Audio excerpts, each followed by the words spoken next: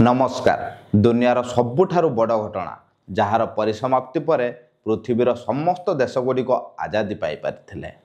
एभली एक महायुद्ध द्वितीय विश्वयुद्धर कहानी चर्चार स्वागत करुछि आपण मानकु मु क्षीरद महातो।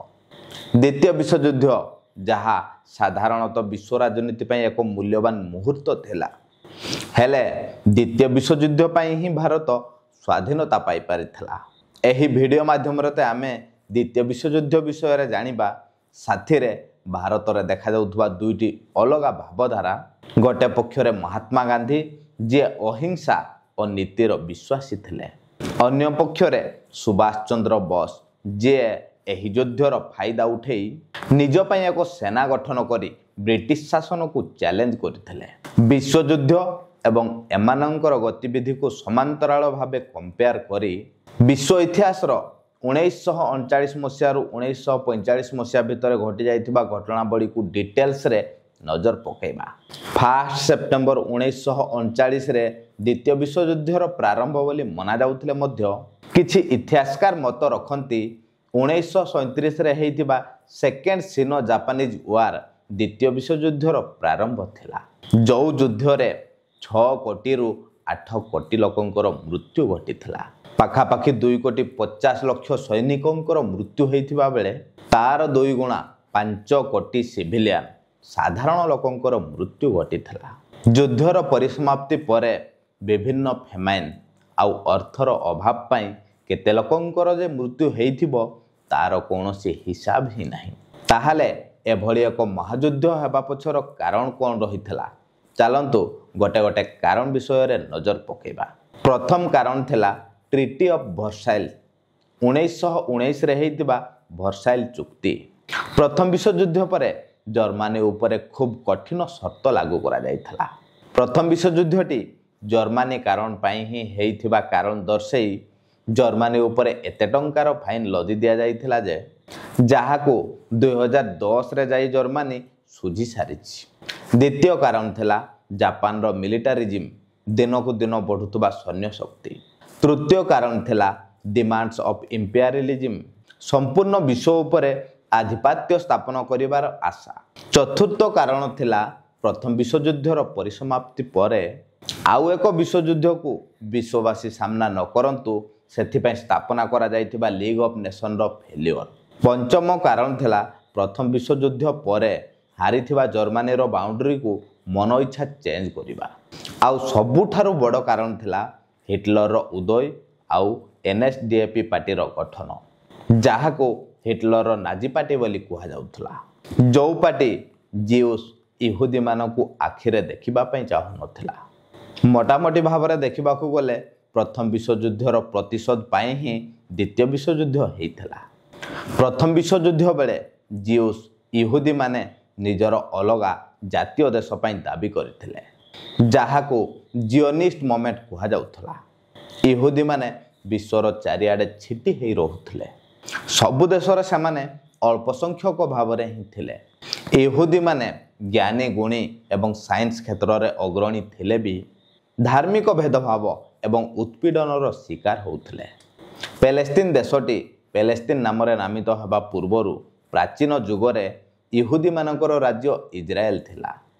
समय क्रमे विभिन्न राजा मानकर उत्पीड़न आउ अख्तियार कारण पाई 135 एडी बेले रोमान रो राजा इहुदी मानकु तांकर प्रॉमिस्ड लैंड जेरूसलम इजराएल रु बाहर कर देइथिले, जो घटना पर इहुदी माने दुनियार विभिन्न देश को छिटी जाइथिले। आउ शरण नैथिबा देश गुडी करे अनेक प्रकार रो धार्मिक भेदभाव एवं उत्पीड़नर शिकार होउथिले। इहुदी माने निजर प्रॉमिस्ड लैंड को छाड़िला परे समय क्रमे इजराएल रो नाम को परिवर्तन करी पैलेस्तीन कर दिया जाइथिला। आउ सेही पैलेस्तीन ऑटोमान साम्राज्य रो अधीन रे थिला, जहाँ को ब्रिटेन 1917 मसीह रे ऑटोमान साम्राज्य पाखरु जीति नैथिला। ब्रिटेन पैलेस्तीन को निज अख्तियार को नेला परे ब्रिटेन जीति नैथिबा पैलेस्तीन रे थिला इहुदी मानकर प्रॉमिस्ड लैंड जेरूसलम। किछि इतिहासकारंकर मानिबा अनुसार पैलेस्तीन रे पुनः इजराएल रो स्थापना इहुदी मानंकु तांकर प्रॉमिस्ड लैंड फेरई दबार लोभ देखई ବ୍ରିଟେନ ପ୍ରଥମ ବିଶ୍ୱଯୁଦ୍ଧକୁ ଜିତି ନେଇଥିଲା। ଇହୁଦୀମାନେ ସେତେବେଳୁ ଜ୍ଞାନୀ ଗୁଣୀ ଏବଂ ସାଇନ୍ସ କ୍ଷେତ୍ରରେ ଅଗ୍ରଣୀ ଥିଲେ। ପ୍ରଥମ ବିଶ୍ୱଯୁଦ୍ଧ ବେଳେ ଜର୍ମାନୀରେ ଇହୁଦୀ ବୈଜ୍ଞାନିକମାନଙ୍କର ଔଷଧ ଏବଂ ଯୁଦ୍ଧାସ୍ତ୍ର କ୍ଷେତ୍ରରେ ଅତ୍ୟଧିକ ଅବଦାନ ଥିଲା, ଯାହା ଅନୁମାନ କରାଯାଏ ବ୍ରିଟେନ ପାଲେସ୍ତିନ କ୍ଷେତ୍ରରେ ଇସ୍ରାଏଲ ଦେଶର ପୁନଃନାମୀକରଣ ଏବଂ ଇହୁଦୀମାନଙ୍କ ପାଇଁ ଏକ ସ୍ପେଶାଲ ଦେଶ ସ୍ଥାପନାର ଅଫର ଦେଇ ଜର୍ମାନୀର ଇହୁଦୀମାନଙ୍କୁ ନ୍ୟୁଟ୍ରାଲ କରାଇଦେଇଥିଲା। ହେଲେ ଏହାର କୌଣସି ସତ୍ୟାସତ୍ୟ ସ୍ପଷ୍ଟ ନାହିଁ। ଏହିଭଳି ଏକ ଅନୁମାନ କରାଯାଉଥିବା ଓଭର ଥିଙ୍କିଂ କାରଣକୁ ପ୍ରଥମ ବିଶ୍ୱଯୁଦ୍ଧ ବେଳେ ଜଣେ ସାଧାରଣ ସୈନିକ ଭାବେ ଲଢ଼ୁଥିବା ହିଟଲର ମୁଦ୍ଦା ବନେଇ ଜର୍ମାନବାସୀଙ୍କୁ ଉସ୍କେଇଥିଲେ। ଜର୍ମାନୀର ନାଗରିକମାନଙ୍କୁ ଆମ ଦେଶର କିଛି ଗଦ୍ଦାର ପାଇଁ ଆମେ ପ୍ରଥମ ବିଶ୍ୱଯୁଦ୍ଧକୁ ହାରିଛନ୍ତି, ଏହିଭଳି କିଛି କହି ଲୋକମାନଙ୍କୁ ଭଡ଼କେଇ ନିଜ ସପକ୍ଷରେ ଲୋକ ସମର୍ଥନ ଜୁଟେଇ ଜର୍ମାନୀର ରାଜନୀତିରେ ଏଣ୍ଟ୍ରି କରିଥିଲେ। ଅଳ୍ପ ଦିନ ଭିତରେ ହିଁ ହିଟଲର ଜର୍ମାନୀରେ ବହୁତ ପପୁଲାର ହୋଇପାରିଥିଲେ। 1933 ମସିହାରେ ଜର୍ମାନୀର ଚାନ୍ସେଲର ଇଲେକ୍ସନ, ଯାହା PM ପଦ ଭଳି ଏକ ପୋଜିସନ, ସେହି ଚାନ୍ସେଲର ଇଲେକ୍ସନ ବେଳେ ହିଟଲର ବହୁମତ ନ ପାଇଥିଲେ ବି ଅଧିକ ସିଟ୍ ହାତେଇଥିଲେ। ଯେହେତୁ ହିଟଲର ପାଖରେ ଅଧିକ ସିଟ୍ ଥିଲା, ଜର୍ମାନୀର ରାଜା ଚାନ୍ସେଲର ପଦ ପାଇଁ ହିଟଲରଙ୍କୁ ଆମନ୍ତ୍ରଣ କରିଥିଲେ। ଶାସନର ମୁଖ୍ୟ ପଦରେ ଆସୁ ଆସୁ ହିଟଲର ପ୍ରଥମ ବିଶ୍ୱଯୁଦ୍ଧ ପରିସମାପ୍ତି ପରେ ହୋଇଥିବା ଭର୍ସାଇଲ୍ର ସନ୍ଧି ଅନୁସାରେ ଜର୍ମାନୀକୁ ଆର୍ମି କ୍ଷେତ୍ରରେ କାମ ନ କରିବା ପାଇଁ ସର୍ତ୍ତ ରହିଥିଲେ ମଧ୍ୟ ସର୍ତ୍ତକୁ ନ ମାନି ଜର୍ମାନୀର ଆର୍ମି ଏବଂ ଏୟାରଫୋର୍ସ କ୍ଷେତ୍ରରେ କାମ କରିବା ଷ୍ଟାର୍ଟ କରିଦେଇଥିଲେ। ଇହୁଦୀମାନଙ୍କୁ ମାର୍କିଂ କରିବା ଷ୍ଟାର୍ଟ କରିଦେଲେ। ଇହୁଦୀମାନଙ୍କୁ କୁହାଗଲା ଏକ ଷ୍ଟାର ମାର୍କ ଥିବା ଡ୍ରେସ୍ ପିନ୍ଧିବା ପାଇଁ, ଯାହା ଦେଖି ତାଙ୍କୁ ଇଜିଲି ଚିହ୍ନଟ କରାଯାଇପାରିବ। ଏହିଭଳି ଭାବେ ହିଟଲର ଇହୁଦୀମାନଙ୍କୁ ସମ୍ପୂର୍ଣ୍ଣ ଭାବେ ଅଲଗା କରିଦେଇଥିଲେ ଆଉ ଜର୍ମାନବାସୀଙ୍କ ମନରେ ତାଙ୍କ ପ୍ରତି ଘୃଣା ଭରି ଦେଉଥିଲେ। କେବଳ ଓଭର ଥିଙ୍କିଂ କାରଣ ପାଇଁ ପୁରା ଜିଉସ୍ ଇହୁଦୀ ଧର୍ମର ଲୋକମାନେ ବିପଦରେ। ଯଦି ବି ହିଟଲର ମାନିବା ଅନୁସାରେ କିଛି ଇହୁଦୀ ସେତେବେଳେ ବଫାଦାରୀ ଦେଖାଇ ନଥିଲେ, ତ ତାହା ତାଙ୍କ ପାଇଁ ବ୍ୟକ୍ତିଗତ ନିର୍ଣ୍ଣୟ ଥିଲା, ଯେଉଁଥିପାଇଁ ପୁରା ଇହୁଦୀ ଧର୍ମକୁ ଦଣ୍ଡ ଦେବା ହିଟଲରଙ୍କ ପାଇଁ ଗୋଟେ ବହୁତ ବଡ଼ ଭୁଲ ଥିଲା।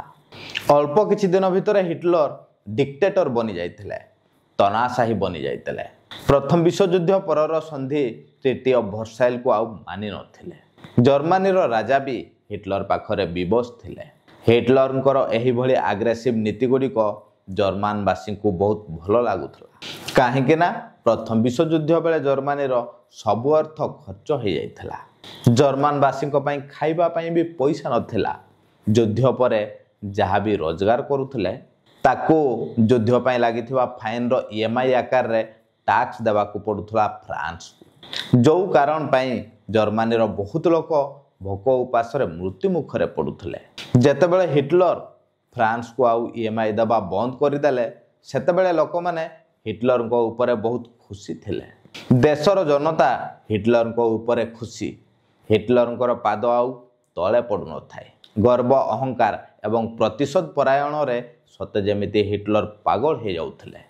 ହିଟଲର ପ୍ରତିଶୋଧ ଏବଂ ନିଜ ମୁଣ୍ଡରେ ଉପୁଜୁଥିବା ଭଡ଼ାସକୁ ଶାନ୍ତ କରିବା ପାଇଁ ଇହୁଦୀମାନଙ୍କ ଉପରେ ଅତ୍ୟାଚାର କରିବା ଷ୍ଟାର୍ଟ କରିଦେଲେ। ଇହୁଦୀମାନଙ୍କୁ ଅଲଗା କରି ବିଭିନ୍ନ ପ୍ରକାରର ନିର୍ଯାତନା ଦିଆଗଲା।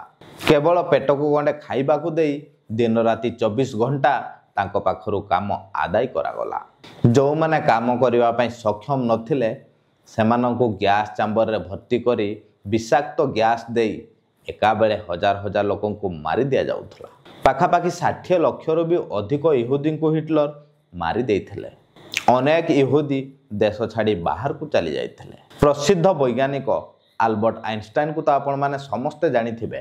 ସିଏ ମଧ୍ୟ ଜର୍ମାନୀକୁ ଛାଡ଼ି ଆମେରିକାରେ ଯାଇ ଶରଣ ନେଇଥିଲେ। ହିଟଲରଙ୍କର ଡିକ୍ସନାରୀରେ ଦୟା ନାମକ ଶବ୍ଦଟି ହିଁ ନଥିଲା ବୋଧେ। ଟ୍ରିଟି ଅଫ୍ ଭର୍ସାଇଲ୍କୁ ନ ମାନିବା, ସମସ୍ତ ଆଇନକୁ ଉଲ୍ଲଂଘନ କରିବା ହିଟଲରଙ୍କୁ ବିଶ୍ୱଯୁଦ୍ଧ ଆଡ଼କୁ ଟାଣି ନେଉଥାଏ। ଏଭଳି ପରିସ୍ଥିତି ବେଳେ ଏସିଆର କ'ଣ ଭୂମିକା ଥିଲା ଦ୍ୱିତୀୟ ବିଶ୍ୱଯୁଦ୍ଧ ହେବାରେ? ଚାଲନ୍ତୁ ତା ଉପରେ ମଧ୍ୟ ସମ୍ୟକରେ ନଜର ପକାଇବା। ଜାପାନର ସୈନ୍ୟ ଶକ୍ତି ସେତେବେଳେ ଦିନକୁ ଦିନ ମଡର୍ଣ୍ଣ ହେଉଥିଲା। ଜାପାନ ବି ଚାହୁଁଥିଲା ନିଜର ଆର୍ଥିକ ସ୍ଥିତିକୁ ଆହୁରି ଷ୍ଟ୍ରଙ୍ଗ କରିବା ପାଇଁ ଆଉ ନିଜର ସାମ୍ରାଜ୍ୟବାଦୀ ଲକ୍ଷ୍ୟକୁ ପୂରଣ କରିବା ପାଇଁ ଚୀନର ଭୂମିକୁ ନିଜ ନିୟନ୍ତ୍ରଣକୁ ନେଇ ଚୀନକୁ ନିଜ କଲୋନୀ ବନାଇବା ପାଇଁ ଚାହୁଁଥିଲା। 1931 ମସିହାରେ ଜାପାନ ଚୀନର ମଞ୍ଚୁରିଆକୁ କବ୍ଜା କରିସାରିଥିଲା। ହେଲେ 7 ଜୁଲାଇ 1937ରେ ଆରମ୍ଭ ହୋଇଥିବା ସେକେଣ୍ଡ ସିନୋ ଜାପାନିଜ୍ ୱାର ବେଳେ ଲକ୍ଷାଧିକ ନିର୍ଦ୍ଦୋଷ ଚୀନୀ ନାଗରିକଙ୍କୁ ମାରି ଦିଆଯାଇଥିଲା। ଅନେକ ନାରୀଙ୍କୁ ଅକଥନୀୟ ନିର୍ଯାତନା ଦିଆଯାଇଥିଲା। ସମ୍ପୂର୍ଣ୍ଣ ଚାଇନାକୁ ଜାପାନ ନିଜ ନିୟନ୍ତ୍ରଣକୁ ନେଇଯାଇଥିଲା। ଚାଇନାରେ ଜାପାନ କରିଥିବା ନରସଂହାର ଦ୍ୱିତୀୟ ବିଶ୍ୱଯୁଦ୍ଧର ଏକ ମୁଖ୍ୟ କାରଣ ଥିଲା। ବହୁତ ଇତିହାସକାର ମତ ରଖନ୍ତି 1937ରେ ହୋଇଥିବା ସେକେଣ୍ଡ ସିନୋ ଜାପାନିଜ୍ ୱାର ଦ୍ୱିତୀୟ ବିଶ୍ୱଯୁଦ୍ଧର ପ୍ରାରମ୍ଭ ଥିଲା। ଦ୍ୱିତୀୟ ବିଶ୍ୱଯୁଦ୍ଧ ହେବା ପଛରେ ବହୁତ ସାରା କାରଣ ରହିଛି। ଚାଲନ୍ତୁ ଆମେମାନେ 1931 ମସିହା ପାଖରୁ ଦ୍ୱିତୀୟ ବିଶ୍ୱଯୁଦ୍ଧ ରିଲେଟେଡ୍ କିଛି ମେନ୍ ଘଟଣା ଉପରେ ନଜର ପକାଇବା ଏବଂ ସମାନ୍ତରାଳ ଭାବରେ ଆମ ଭାରତର ରାଜନୀତି ମହାତ୍ମା ଗାନ୍ଧୀ ଏବଂ ସୁଭାଷ ବୋଷଙ୍କର ଭୂମିକା ଉପରେ ନଜର ପକାଇବା। ଆପଣମାନେ ତ ସମସ୍ତେ ଜାଣିଥିବେ 1931 ମସିହା ପୂର୍ବରୁ ୟୁରୋପର ପ୍ରାୟତଃ ସମସ୍ତ ଛୋଟ ବଡ଼ ଦେଶଗୁଡ଼ିକ ବିଶ୍ୱର ଚାରିଆଡ଼େ ନିଜ ନିଜର କବ୍ଜା ବାଲା କଲୋନୀ ରଖିଥିଲେ। ଯେମିତିକି ଭାରତ ଇଂଲଣ୍ଡର କଲୋନୀ ଥିଲା। ତାହେଲେ ଏଥିରୁ ଜାପାନ ଆଉ କାହିଁକି ବାଦ୍ ପଡ଼ିବ? 1931 ମସିହାରେ ଚାଇନାର ମଞ୍ଚୁରିଆକୁ କବ୍ଜା କଲା ଜାପାନ। ସେପଟେ ଜର୍ମାନୀରେ ଆଡଲ୍ଫ ହିଟଲର ନାଜି ପାର୍ଟିର ପାର୍ଟି ମୁଖ୍ୟ ଥିଲେ। ପୂର୍ବରୁ ପ୍ରଥମ ବିଶ୍ୱଯୁଦ୍ଧ କାରଣ ପାଇଁ ବିପର୍ଯ୍ୟସ୍ତ ଅର୍ଥନୈତିକ ସ୍ଥିତି ଏବଂ ବେକାରୀ ସମସ୍ୟାକୁ ଭୋଗି ଆସୁଥିବା ଜର୍ମାନବାସୀଙ୍କୁ ହିଟଲର ତାଙ୍କର ଭାଷଣ ଏବଂ ପ୍ରଚାର ମାଧ୍ୟମରେ ନିଜର ରାଜନୈତିକ ଉଦ୍ଦେଶ୍ୟ ଆଡ଼କୁ ଆକର୍ଷିତ କରାଉଥିଲେ। ଖାସ୍ କରିକି ଇହୁଦୀମାନଙ୍କ ଏଗନେଷ୍ଟରେ ଲୋକମାନଙ୍କୁ ଭଡ଼କେଇ ବହୁତ ଜଲ୍ଦି ପପୁଲାରିଟି ହାସଲ କରିପାରିଥିଲେ ହିଟଲର। ଏପଟେ ଭାରତର ରାଜନୀତିରେ ଯଦି ନଜର ପକାଇବା ତାହେଲେ 1931 ମସିହାରେ ସୁଭାଷ ଚନ୍ଦ୍ର ବୋଷ ଭାରତୀୟ ଜନମାନସରେ ଏକ ଶକ୍ତିଶାଳୀ ନେତା ଭାବେ ପ୍ରସିଦ୍ଧ ହେଉଥିଲେ। ବୋଷ ଅତ୍ୟନ୍ତ କଠୋର ଏବଂ କ୍ରିୟାଶୀଳ ଆନ୍ଦୋଳନ ବିଶ୍ୱାସୀ ଥିଲେ। ଏହି କାରଣରୁ ସିଏ ମହାତ୍ମା ଗାନ୍ଧୀଙ୍କ ସହିତ ନୀତି ମତଭେଦରେ ରହୁଥିଲେ। 1933 ମସିହାଟି ଆଡଲ୍ଫ ହିଟଲର ଏବଂ ଜର୍ମାନୀର ଇତିହାସରେ ଏକ ଦିଗ୍ଦର୍ଶିତ କାଳ ଥିଲା। 30 ଜାନୁଆରୀ 1933 ହିଟଲର ଚାନ୍ସେଲର ବନିଲେ। ଏଇଠି ଭଲ ଭାବରେ ନଜର ଦିଅନ୍ତୁ।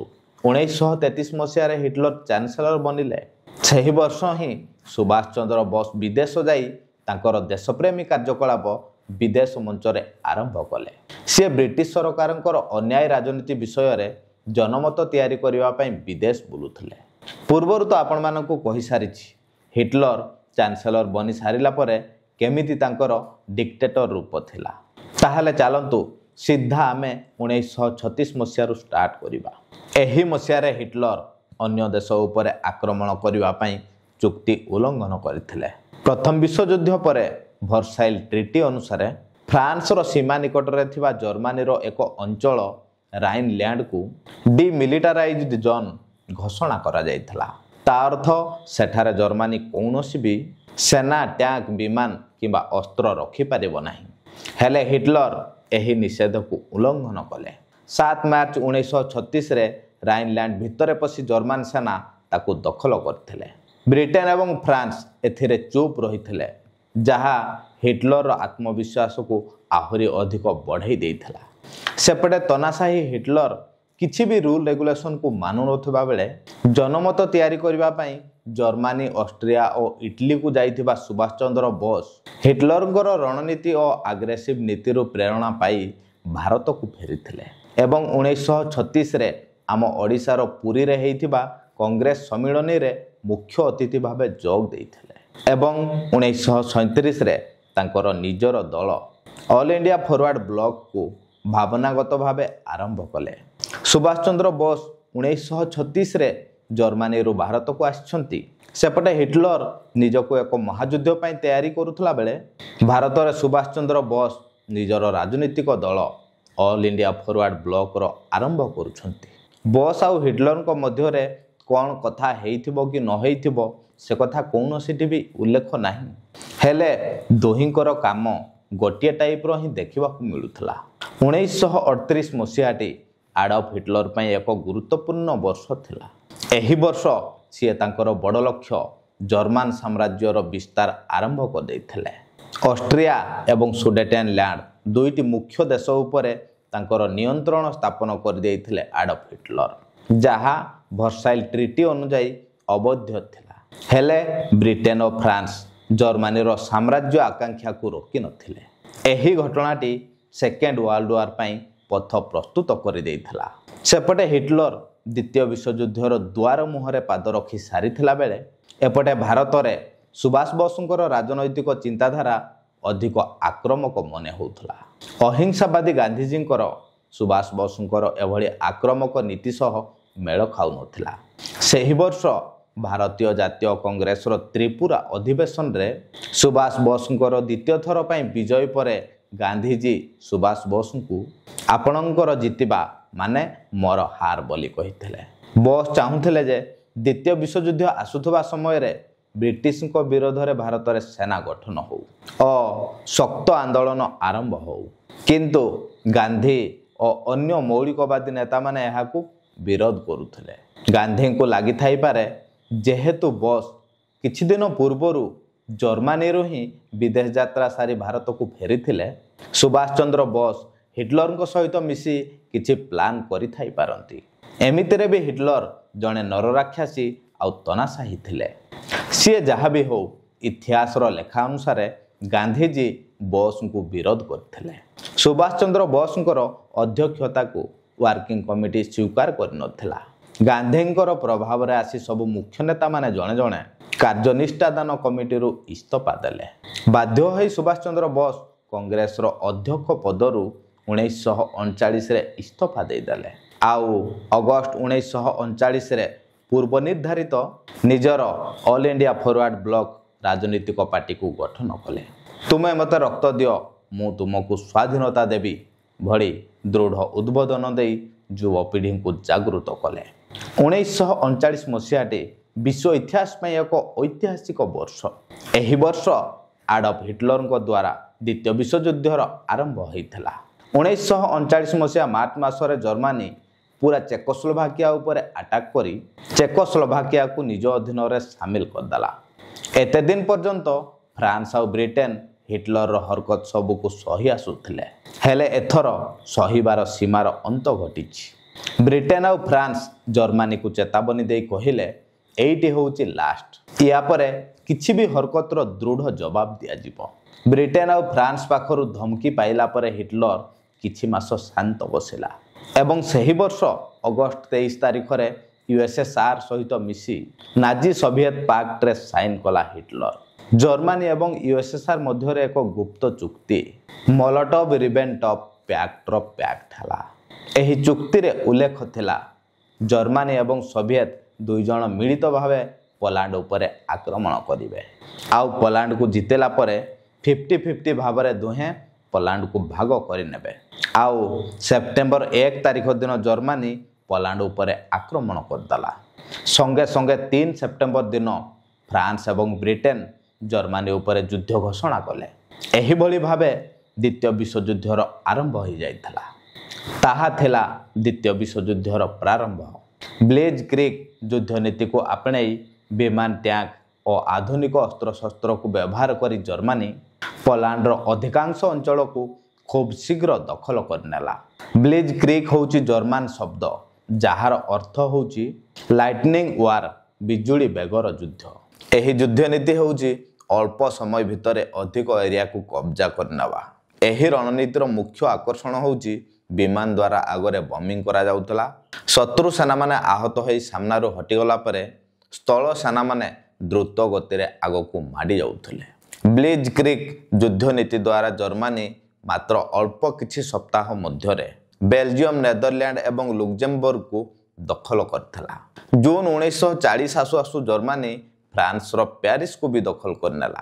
ଫ୍ରାନ୍ସକୁ ଜିତିଲା ପରେ ପ୍ରତିଶୋଧ ପରାୟଣ ହିଟଲର 1918 ମସିହା ପ୍ରଥମ ବିଶ୍ୱଯୁଦ୍ଧର ଶେଷରେ ଜର୍ମାନୀ ହାରିଲା ପରେ ଫ୍ରାନ୍ସ ଜର୍ମାନୀ ପାଖରୁ ଯେଉଁ ସ୍ଥାନରେ ସ୍ୱାକ୍ଷର କରେଇଥିଲା, ଠିକ୍ ସେହି ସ୍ଥାନ, ସେହି ଟ୍ରେନ, ସେହି ବଗିରେ ଫ୍ରାନ୍ସ ପାଖରୁ ସ୍ୱାକ୍ଷର କରେଇଥିଲା ହିଟଲର।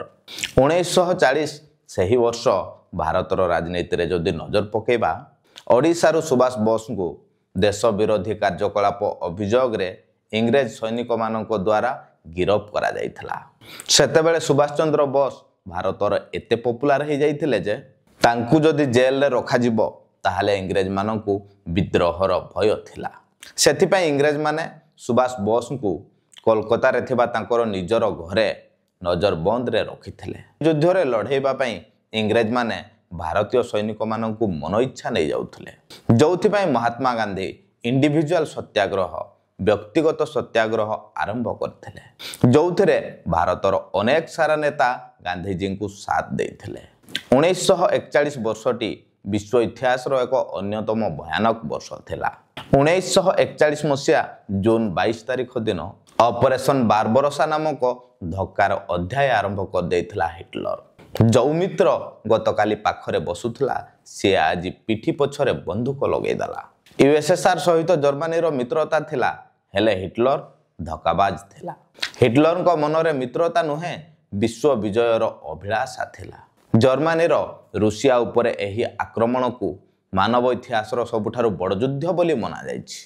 ଏପଟେ ଜାପାନ ସମୁଦ୍ର ମଧ୍ୟରେ ଥିବା ଏକ ଛୋଟିଆ ଟାପୁ ପର୍ଲ ହାର୍ବର, ଯାହା ଆମେରିକାର ଏକ ନାଭାଲ ବେସ୍ ଥିଲା, ତା ଉପରେ 1941 ମସିହା ଡିସେମ୍ବର 7 ତାରିଖ ଦିନ ହଠାତ୍ ଆକ୍ରମଣ କରିଦେଇଥିଲା, ଯାହା ଆମେରିକାର ହୃଦୟକୁ ଭୟଙ୍କର ଧକ୍କା ଦେଇଥିଲା।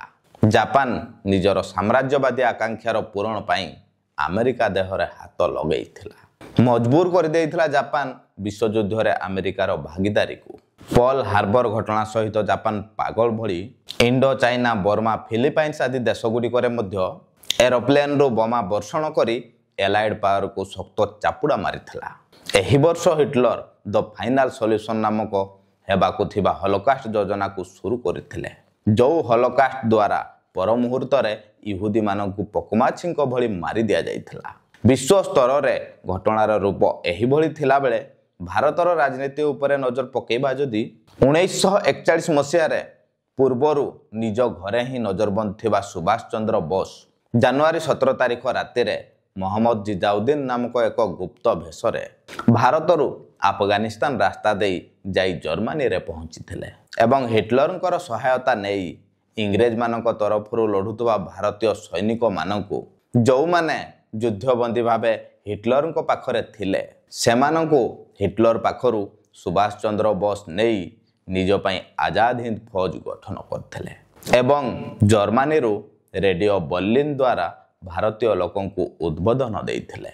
ସେ କହିଥିଲେ, ତୁମେ ମୋତେ ରକ୍ତ ଦିଅ, ମୁଁ ତୁମକୁ ସ୍ୱାଧୀନତା ଦେବି।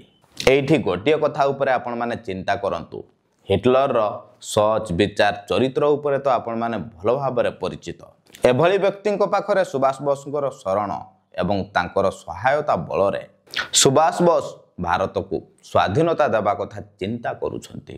ଯଦି ସୁଭାଷ ଚନ୍ଦ୍ର ବୋଷ ସଫଳ ବି ହେଉଛନ୍ତି, ତାହେଲେ କ'ଣ ଆମେମାନେ ସତରେ ସ୍ୱାଧୀନ ହୋଇ ରହିପାରିଥାନ୍ତେ? ସାମ୍ରାଜ୍ୟବାଦର ଅଭିଳାଷା ରଖୁଥିବା ହିଟଲର, ବିଶ୍ୱ ବିଜୟର ସ୍ୱପ୍ନ ଦେଖୁଥିବା ହିଟଲର ସୁଭାଷ ବୋଷଙ୍କୁ କ'ଣ ନିଜ ଇଚ୍ଛାରେ ଶାସନ କରିବା ପାଇଁ ଭାରତରେ ଛାଡ଼ି ଦେଇଥାନ୍ତେ? ଆପଣମାନଙ୍କର ନିଜିଗତ ମତ କମେଣ୍ଟ ବକ୍ସରେ ନିଶ୍ଚିନ୍ତ ଜଣାନ୍ତୁ। 1942 ବର୍ଷଟି ଦ୍ୱିତୀୟ ବିଶ୍ୱଯୁଦ୍ଧର ମଧ୍ୟବର୍ତ୍ତୀ ବର୍ଷ ଥିଲା।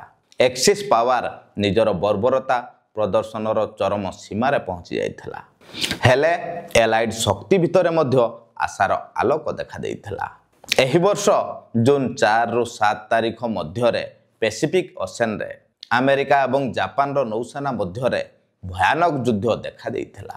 ପରିଣାମ ସ୍ୱରୂପ ଜାପାନର 4ଟି ବିମାନବାହୀ ଯୁଦ୍ଧ ଜାହାଜର ଧ୍ୱଂସ ସହିତ ଆମେରିକାର ବୃହତ ବିଜୟ ହୋଇଥିଲା। ସେପଟେ ନର୍ଥ ଆଫ୍ରିକାରେ ମଧ୍ୟ ଏଲାଇଡ୍ ପାୱାର୍ସଙ୍କର ବିଜୟ ଦେଖିବାକୁ ମିଳୁଥିଲା।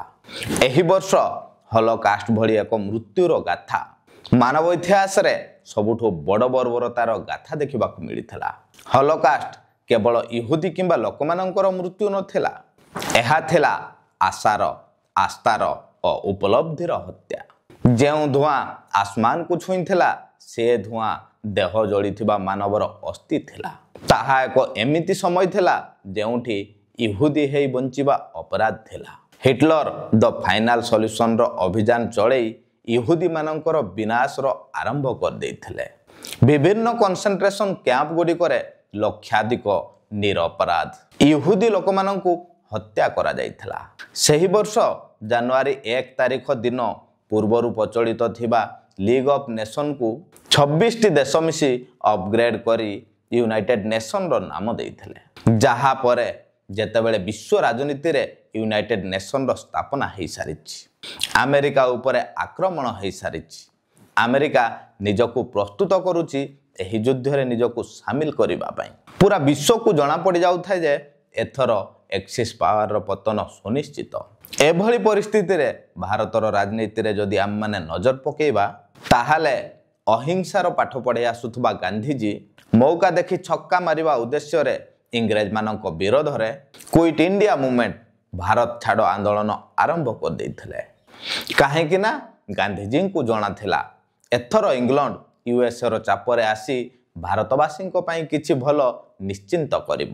ସୁଭାଷ ଚନ୍ଦ୍ର ବୋଷଙ୍କ ଉପରେ ଯଦି ନଜର ପକାଇବା, ତାହେଲେ ଏହି ବର୍ଷ ହିଟଲର ଦେଇଥିବା 2ଟି ସବମରିନ୍ ଜରିଆରେ ହିଟଲରଙ୍କ ପାଖରୁ ଏକତ୍ର କରିଥିବା ଭାରତୀୟ ସୈନିକମାନଙ୍କର ଏକତ୍ର ଶକ୍ତି ଆଜାଦ ହିନ୍ଦ ଫୌଜକୁ ନେଇ ସୁଭାଷ ଚନ୍ଦ୍ର ବୋଷ ଜାପାନ ପର୍ଯ୍ୟନ୍ତ ଦୀର୍ଘ ଓ ଜଟିଳ ଯାତ୍ରା କରିଥିଲେ। ଜାପାନରେ ପୂର୍ବରୁ ଗଠିତ ଥିବା ଆଇଏନ୍ଏ ସହିତ ଆଜାଦ ହିନ୍ଦ ଫୌଜକୁ ମିଶାଇ ଏକ ବ୍ୟବସ୍ଥିତ ଭାରତୀୟ ସେନା ଭାବରେ ପୁନଃ ଗଠନ କଲେ। 1943 ବର୍ଷଟି ଏକ୍ସିସ୍ ପାୱାର ପାଇଁ ଜମାରୁ ବି ଭଲ ନଥିଲା। ପୂର୍ବରୁ ଜର୍ମାନୀ ଏବଂ ୟୁଏସ୍ଏସ୍ଆର୍ ମଧ୍ୟରେ ଚାଲିଥିବା ଷ୍ଟାଲିନଗ୍ରାଡ୍ ଯୁଦ୍ଧର ସେହି ବର୍ଷ ଜାନୁଆରୀ ମାସରେ ଶେଷ ହୋଇଥିଲା। ହିଟଲରଙ୍କର ବିରାଟ ହାର ହୋଇଥିଲା। ଏହି ଯୁଦ୍ଧ ଜର୍ମାନୀ ପାଇଁ ଏକ ମାନସିକ ଓ ସାନ୍ନିପାତିକ ପରାଜୟ ଥିଲା। ରୁଷର ସୈନିକମାନେ ଜର୍ମାନୀର ପାଖାପାଖି 3 ଲକ୍ଷ ସୈନିକଙ୍କୁ ବନ୍ଦୀ ବନେଇ ପକାଇଥିଲେ। ମେ ମାସରେ ନର୍ଥ ଆଫ୍ରିକାରେ ଥିବା ଜର୍ମାନୀର କଲୋନି ଗୁଡ଼ିକରେ ମଧ୍ୟ ଜର୍ମାନୀକୁ ହରାଇ ଦେଇଥିଲେ ଏଲାଇଡ୍ ଫୋର୍ସେସ୍ ମାନେ। ଜୁଲାଇରେ ଏଲାଇଡ୍ ଫୋର୍ସେସ୍ ଇଟାଲୀ ଉପରେ ଆକ୍ରମଣ କରି ଇଟାଲୀକୁ ହରାଇଲା ପରେ ଇଟାଲୀର ଜର୍ମାନୀ ସହିତ ଥିବା ମିତ୍ରତାକୁ ଭାଙ୍ଗି ଦେଇଥିଲେ, ଯାହା ଦ୍ୱିତୀୟ ବିଶ୍ୱଯୁଦ୍ଧର ଏକ ମୁଖ୍ୟ ମୋଡ଼ ଥିଲା। ଏଲାଇଡ୍ ଫୋର୍ସେସ୍ ଇଂଲଣ୍ଡର ଆଉ ଏକ ପ୍ରମୁଖ କଲୋନି ଭାରତ ଏବଂ ବର୍ମା ଉପରେ ଏକ୍ସିସ୍ ପାୱାର ତରଫରୁ ସୁଭାଷ ଚନ୍ଦ୍ର ବୋଷଙ୍କ ନେତୃତ୍ୱରେ ଆକ୍ରମଣ କରାଯାଇଥିଲା। ହେଲେ ଜାପାନୀ ସୈନିକଙ୍କୁ ନେଇ ପୂର୍ବ ଭାରତରେ ପଶି ଆସୁଥିବା ଏକ୍ସିସ୍ ପାୱାର ସମର୍ଥିତ ସୁଭାଷ ଚନ୍ଦ୍ର ବୋଷ ମଧ୍ୟ ବ୍ରିଟିଶ ସୈନିକଙ୍କ ହାତରେ ପରାଜିତ ହୋଇଥିଲେ। ଏହି ବର୍ଷ 1943 ମସିହାଟିରେ ନିଜ ଦେଶ ତଥା ଦେଶ ବାହାରେ ଚାରିଆଡ଼େ ହାରୁଥିଲେ ହିଟଲର। ତାଙ୍କର ମୁଣ୍ଡ କାମ ଦେଉନଥିଲା। ପୂର୍ବରୁ ତ ଖାଲି ପାଗଳ ଥିଲେ, ଏଥର ବୁଲା ପାଗଳଙ୍କ ଭଳି ବିହେଭ୍ କରୁଥିଲେ ହିଟଲର। ଆଉ ହଲୋକାଷ୍ଟ ଜରିଆରେ ଲକ୍ଷ ଲକ୍ଷ ଇହୁଦୀଙ୍କୁ ମାରି ପକାଉଥିଲେ। ବିଚରା ଇହୁଦୀମାନଙ୍କୁ ମାରି ତାଙ୍କର ରାଗ ଶାନ୍ତ କରୁଥିଲେ। ଏହି ବର୍ଷ ଭାରତର ବେଙ୍ଗଲ ପ୍ରାନ୍ତରେ ବୃହତ୍ ଫେମାଇନ୍ ଦେଖାଦେଇଥିଲା। ଦୁର୍ଭିକ୍ଷରେ ଲକ୍ଷ ଲକ୍ଷ ଲୋକ ଖାଦ୍ୟ ଅଭାବ ପାଇଁ ମୃତ୍ୟୁ ମୁଖରେ ପଡ଼ିଥିଲେ। କାହିଁକି ନା ସେପଟେ ଜର୍ମାନୀରେ ଲଢ଼ୁଥିବା ଏଲାଇଡ୍ ସୈନିକମାନଙ୍କର ଖାଦ୍ୟ ଅଭାବର ପୂର୍ତ୍ତି ନିମନ୍ତେ ଇଂରେଜମାନେ ପୂର୍ବ ଭାରତର ଲୋକମାନଙ୍କ ପାଖରୁ ସେମାନେ ଉତ୍ପନ୍ନ କରିଥିବା ଫସଲ ସବୁକୁ ନେଇ ୟୁରୋପକୁ ପଠାଇ ଦେଇଥିଲେ। ଯେଉଁ କାରଣ ପାଇଁ ପୂର୍ବ ଭାରତର ବେଙ୍ଗଲ ପ୍ରାନ୍ତରେ ଖାଦ୍ୟ ସମସ୍ୟା ଦେଖାଦେଇଥିଲା। ଆଉ ଫେମାଇନ୍ ଦୁର୍ଭିକ୍ଷକୁ ସାମ୍ନା କରିଥିଲେ ଭାରତୀୟମାନେ।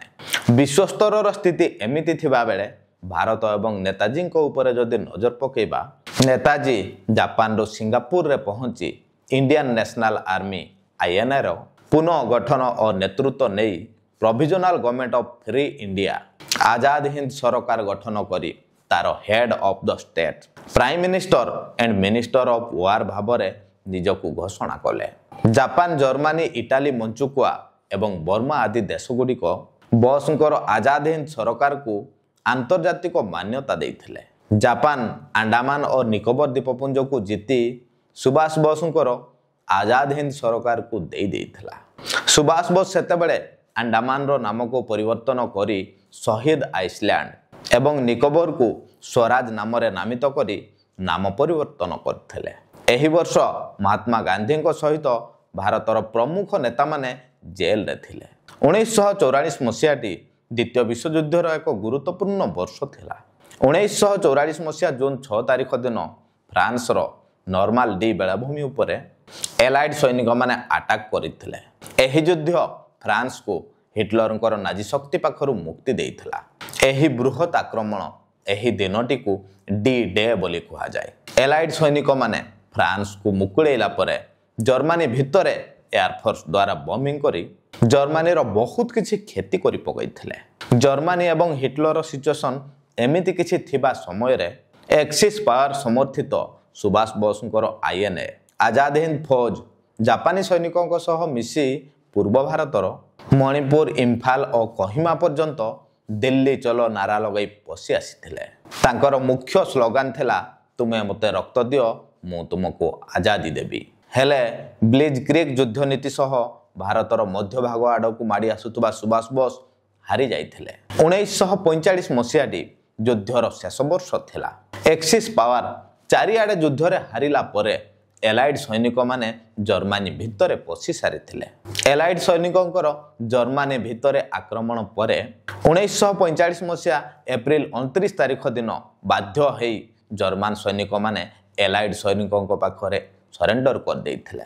ବଙ୍କର ଭିତରେ ଛୁପି ରହିଥିବା ଆଡଲ୍ଫ ହିଟଲର ଆଉ କିଛି ରାସ୍ତା ନ ପାଇ 1945 ମସିହା ଏପ୍ରିଲ 30 ତାରିଖ ଦିନ ନିଜେ ନିଜକୁ ଗୁଳି ମାରି ଆତ୍ମହତ୍ୟା କରିଥିଲେ। ହିଟଲରଙ୍କର ମୃତ୍ୟୁ ପରେ ମେ 8 ତାରିଖ ଦିନ ଜର୍ମାନୀ ଆତ୍ମସମର୍ପଣ କଲା। ଏହି ଦିନକୁ ଭିକ୍ଟରି ଇନ୍ ୟୁରୋପ ଡେ ବୋଲି କୁହାଯାଏ। ସେପଟେ ଜର୍ମାନୀ ଆତ୍ମସମର୍ପଣ କରିସାରିଲାଣି, ଏପଟେ ଜାପାନ ଥମିମାର ନାଁ ନେଉନଥାଏ। ଜାପାନ ତାର ହରକତ ଚାଲୁ ରଖିଥାଏ। ବାଧ୍ୟ ହୋଇ ଆମେରିକା ଜାପାନକୁ ଏକ ସବକ ଶିଖାଇବା ପାଇଁ ଜାପାନର ଦୁଇଟି ପ୍ରମୁଖ ସହର ହିରୋସୀମା ଓ ନାଗାସାକି ଉପରେ ଅଗଷ୍ଟ 6 ଏବଂ 9 ତାରିଖ ଦିନ ଲିଟିଲ୍ ବୟ ଏବଂ ଫ୍ୟାଟ୍ ମ୍ୟାନ୍ ନାମକ ଦୁଇଟି ନ୍ୟୁକ୍ଲିୟର ବମ୍ ପକାଇ ଦେଇଥିଲା। ଜାପାନରେ ଲକ୍ଷ ଲକ୍ଷ ଲୋକ ମରିଥିଲେ। ବାଧ୍ୟ ହୋଇ ଜାପାନ ଅଗଷ୍ଟ 15 ତାରିଖ ଦିନ ୟୁଏସ୍ଏ ପାଖରେ ଆତ୍ମସମର୍ପଣ କରିଥିଲା। ଏହି ଦିନକୁ ଭିକ୍ଟରି ଅଫ୍ ଜାପାନ ଡେ ବୋଲି କୁହାଯାଏ। ଜାପାନର ଆତ୍ମସମର୍ପଣ ପରେ ଦ୍ୱିତୀୟ ବିଶ୍ୱଯୁଦ୍ଧର ଅନ୍ତ ହେଲା। ହିଟଲର ମରିସାରିଛନ୍ତି, ଜର୍ମାନୀ ଆତ୍ମସମର୍ପଣ କରିସାରିଛି, ଜାପାନ ମଧ୍ୟ ଆତ୍ମସମର୍ପଣ କରିନେଲା। ସେମିତିରେ ସୁଭାଷ ବୋଷ ଏକା ରହି ଭାରତରେ ଆଉ କ'ଣ କରିପାରିଥାନ୍ତେ? ବାଧ୍ୟ ହୋଇ ନିଜକୁ ଆତ୍ମଗୋପନ କଲେ। ଆଉ ଅଗଷ୍ଟ 18 ତାରିଖ ଦିନ ଏକ ବିମାନ ଦୁର୍ଘଟଣାରେ ସୁଭାଷ ବୋଷଙ୍କର ମୃତ୍ୟୁ ହୋଇଥିବା କଥା ଲୋକମାନଙ୍କ ପାଖରେ ପହଞ୍ଚାଇ ଦିଆଗଲା। ଆଜି ବି ସୁଭାଷ ବୋଷଙ୍କର ମୃତ୍ୟୁକୁ ନେଇ ଅନେକ ଅସ୍ପଷ୍ଟତା ରହିଛି। ସୁଭାଷ ବୋଷଙ୍କ ବିଷୟରେ ଆପଣମାନଙ୍କର କ'ଣ ମତାମତ ରହିଛି କମେଣ୍ଟ ବକ୍ସରେ ନିଶ୍ଚିନ୍ତ ଜଣାଇବେ। ଭିଡ଼ିଓଟି ବହୁତ ବଡ଼ ହୋଇସାରିଛି। ମୁଁ ଦ୍ୱିତୀୟ ବିଶ୍ୱଯୁଦ୍ଧ ସହିତ ଭାରତର ସ୍ୱାଧୀନତା ବିଷୟରେ କିଛି କହିଥାନ୍ତି, ହେଲେ ଏହି ଭିଡ଼ିଓରେ ନୁହେଁ। ଭାରତର ସ୍ୱାଧୀନତା ଚର୍ଚ୍ଚା ଆଉ ଏକ ଭିଡ଼ିଓରେ ଆପଣମାନେ ଦେଖିବାକୁ ପାଇବେ। ତାହେଲେ ଆଜି ପାଇଁ ଏତିକି। ପୁଣି ଦେଖା ହେବ ଆପଣମାନଙ୍କ ସାଥିରେ ନେକ୍ସଟ ଭିଡ଼ିଓରେ। ସେତେବେଳେ ପର୍ଯ୍ୟନ୍ତ ମୁଁ ଆପଣମାନଙ୍କ ପାଖରୁ ବିଦାୟ ନେଉଛି। ଧନ୍ୟବାଦ।